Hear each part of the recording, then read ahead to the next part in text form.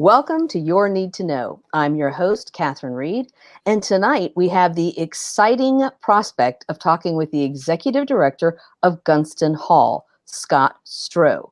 I am so delighted to have Scott here because I had heard about what was happening at Gunston Hall from a previous guest, Jessica Bowser, who went out to Gunston Hall to talk to him about what is happening on the grounds and the things that you can do that's not just the house. So welcome, Scott, to tell us about all of the exciting things that are going on at Gunston Hall. I guess we'll start with helping people to understand who George Mason was.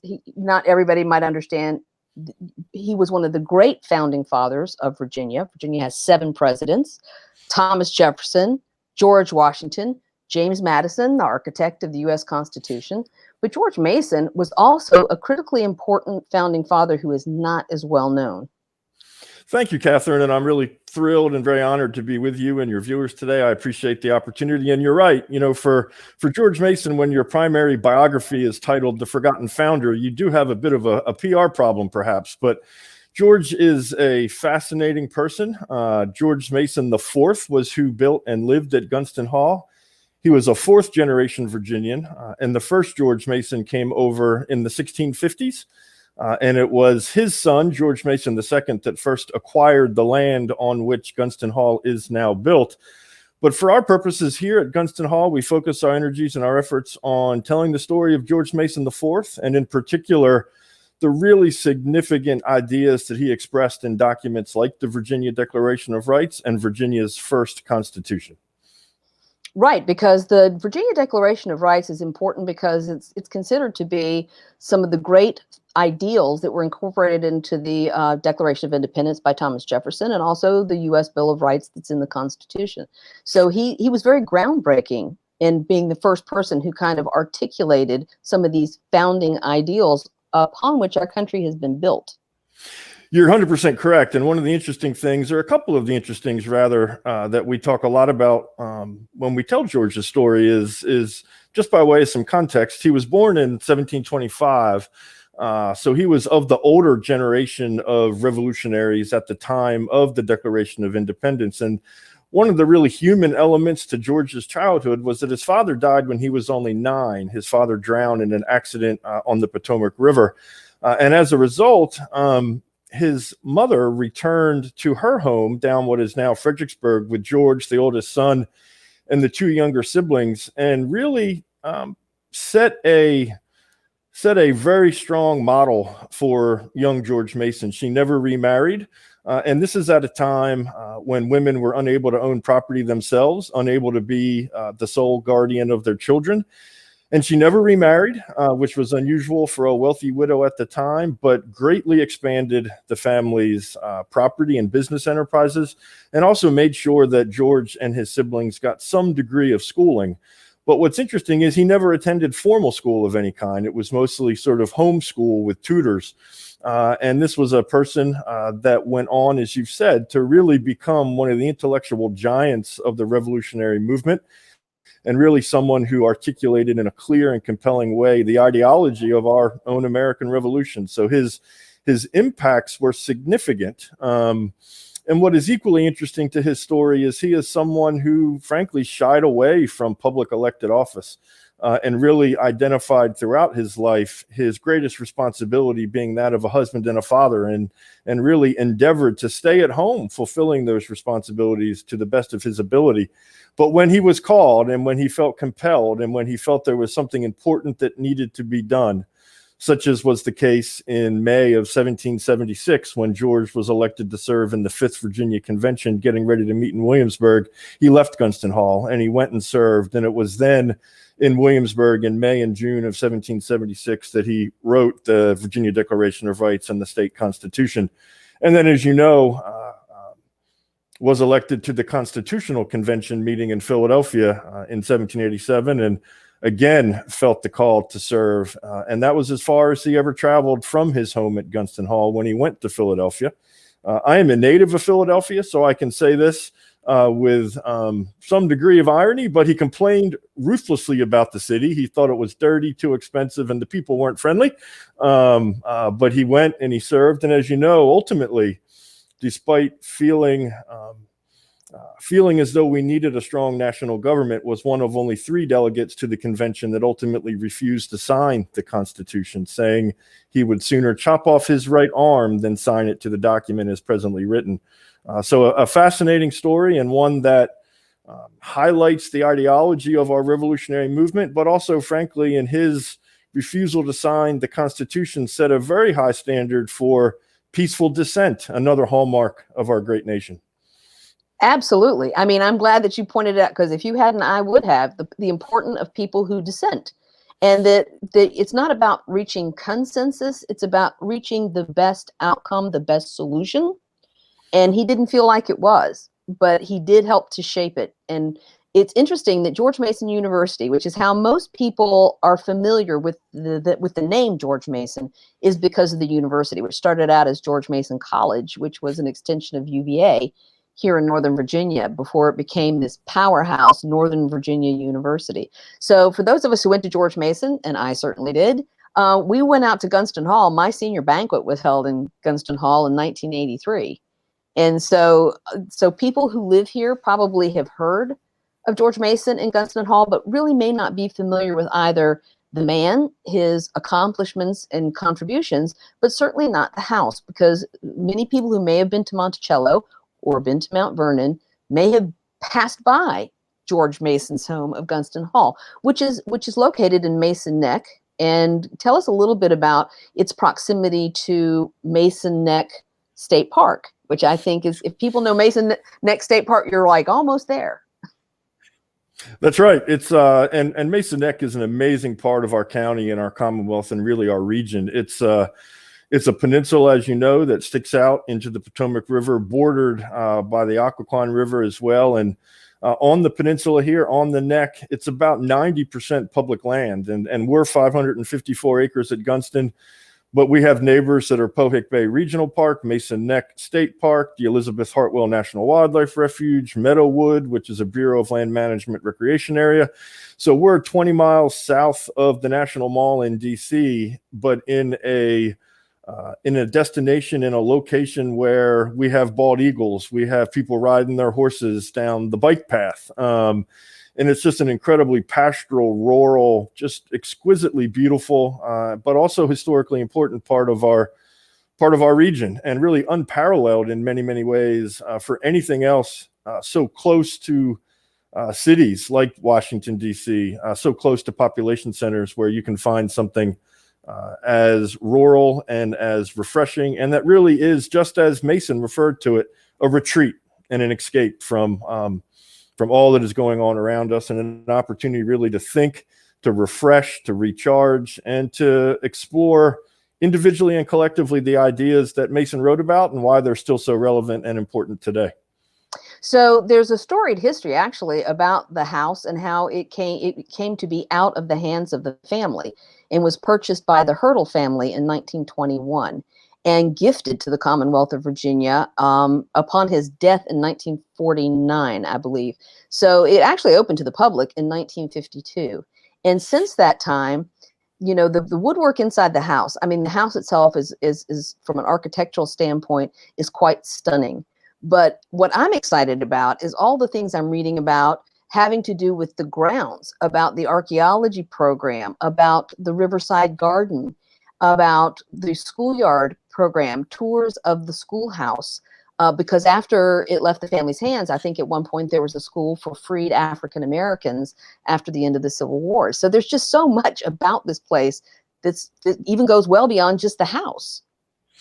There is, and the house is an exceptional example of both architecture and decorative arts, and really one of the finest period houses anywhere in our country. But you're correct. There's a fascinating story after Mason passes away in 1792. The family manages to hold on to the property until shortly after the American Civil War. There is an owner in the last half of the 1800s, a gentleman by the name of Edward Daniels, who does establish what he refers to as the George Mason Industrial School of the Potomac, where he begins to teach newly freed African American skills. He also is who provided the land to establish the first public school for African Americans on what is now our property, as well as a number of other really what we would describe today as philanthropic and sort of community civic minded projects in this part of the county. And ultimately he's not able to make a go of it. And the Hurdles buy the property, as you mentioned, Lewis and Eleanor Hurdle. And it is really the Hurdles who preserved and saved the house from falling deeper and deeper into disrepair, and in many ways set the stage for us to be able to do the work that we're able to do now. We are owned by the Commonwealth of Virginia. They bequested ownership of the property to the Commonwealth, but they left management responsibility with a board of regents comprised of members of the National Society of the Colonial Dames of America.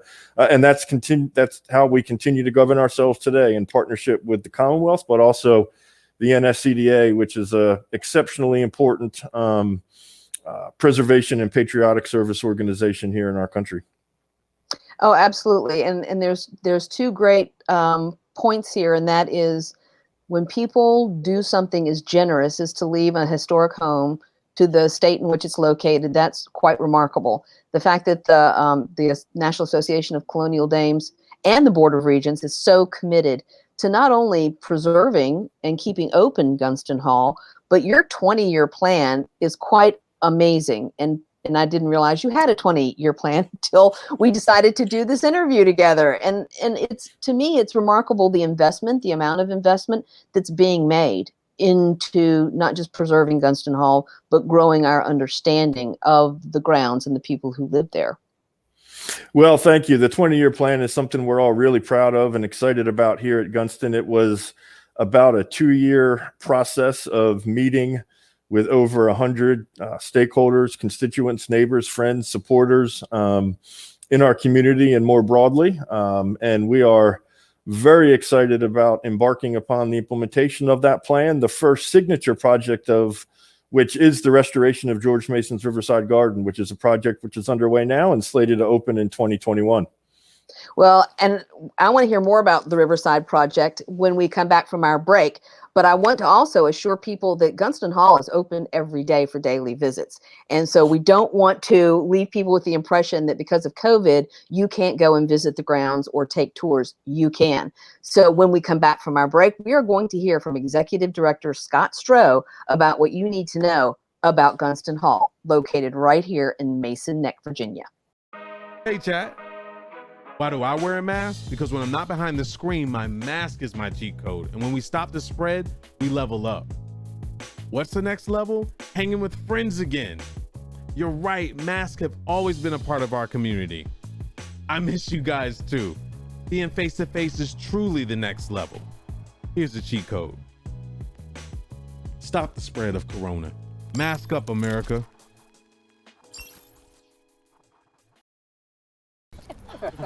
Maria, so how's work? It was fourth period biology. Our students just weren't getting how easily viruses spread. So Miss Bell and I had them role play a zombie virus outbreak. By the time they had all learned the lesson, all the living were dead. Hey, how's your job going? That big sales meeting I planned? Next year, I might get to go. Cool. Freedom. It's at the core of who we are. The freedom to live without fear, to jog where we please, to wear a hoodie. The freedom to breathe. Before we celebrate the freedom most Americans have, we must fight for the freedom all Americans deserve. Because all lives can't matter until Black lives matter.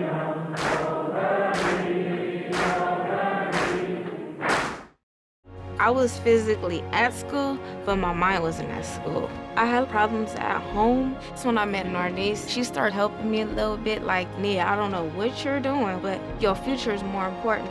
She's my strength. It takes a village to help somebody get their diploma. It changes your whole life. Find free adult education classes near you at finishyourdiploma.org.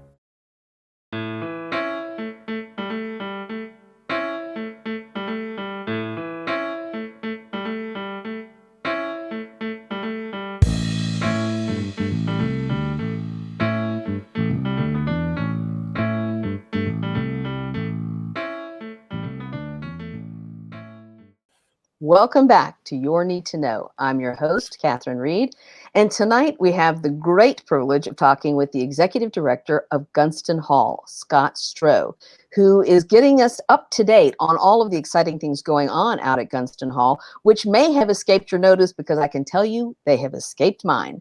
So we were talking about the restoration of Riverside Garden as part of your 20-year plan. It's kind of your marquee project right now. Tell us a little bit more about what you're doing. Sure, happy to.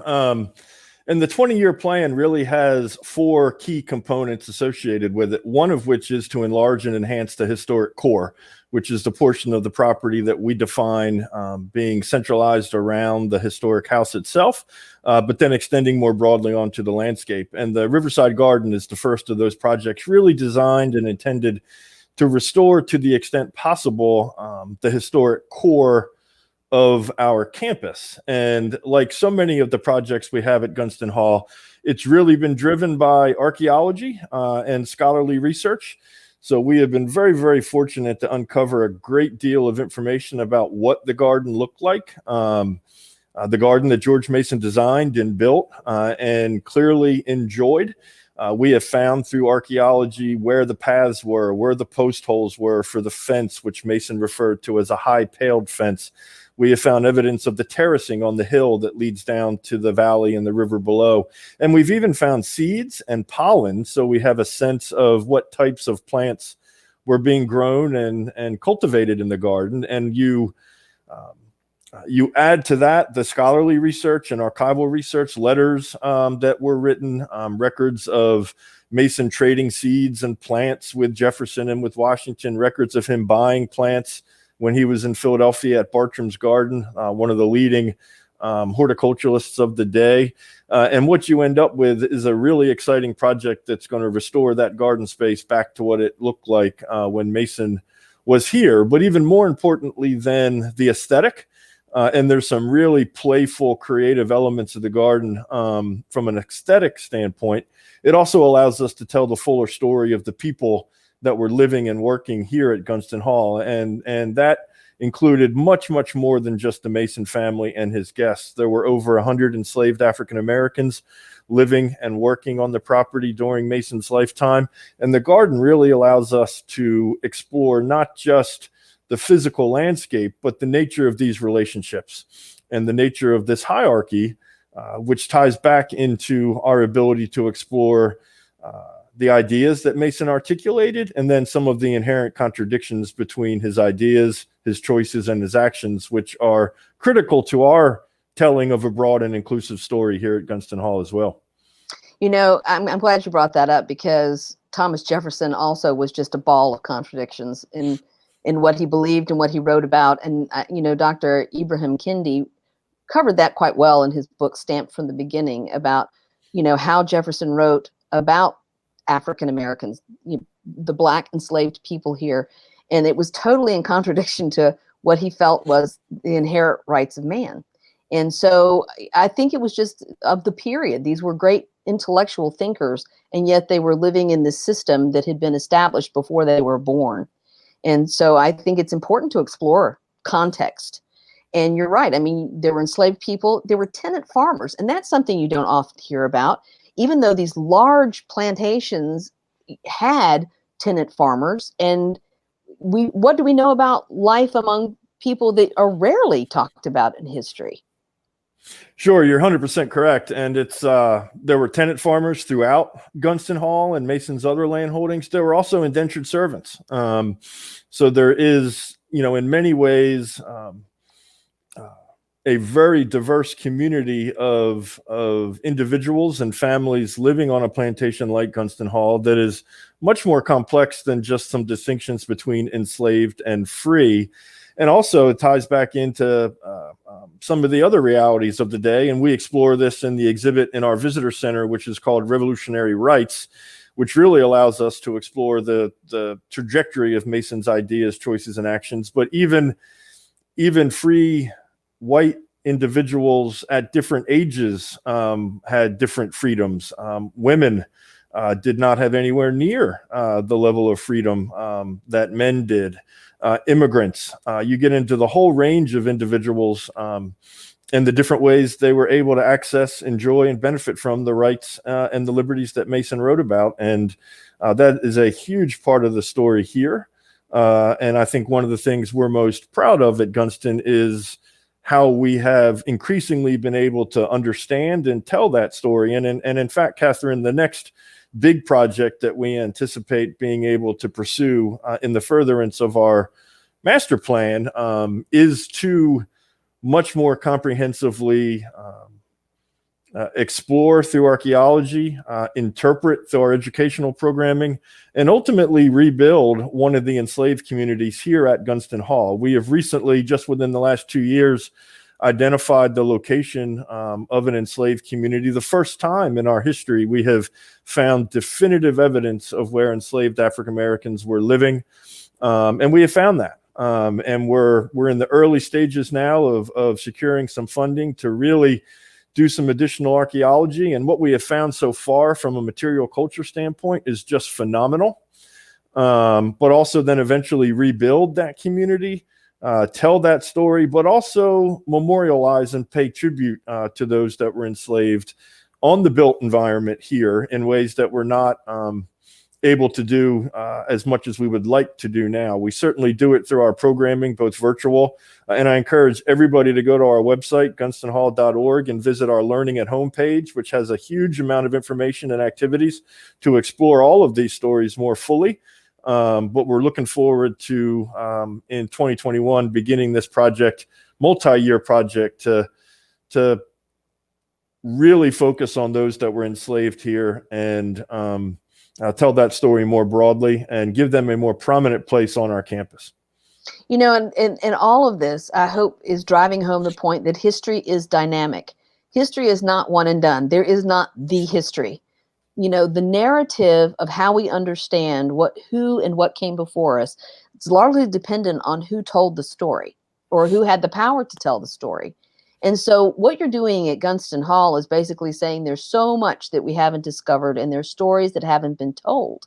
And so through your exhibits, and I notice you have an exhibit currently called A Woman's Place. And when you were talking about George Mason IV's mother, you know, being, not having remarried and decided to manage these holdings as a single mother, let's talk about single mothers. She was a single mother. And the perspective is what's so important here as to what stories get told. And so the history has not been definitively written. History is constantly being discovered at Gunston Hall and other places as well. And so it's an exciting time to think that these are new stories from a time long ago that never got told.